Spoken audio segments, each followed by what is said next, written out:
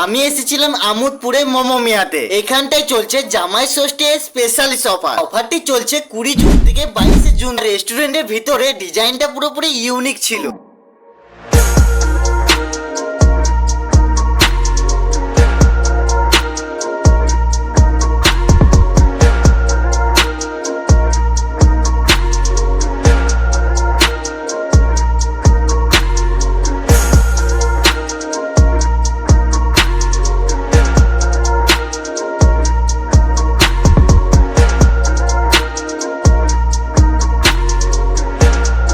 আর হ্যাঁ, বাইরেও আছে একটা বসার জন্য দারুণ একটা সেলফি জোন। মেনু কার্ডে এত রকমের আইটেম আছে যে এখানে সবকিছু পাওয়া যাবে। আমি এখানে ট্রাই করেছিলাম।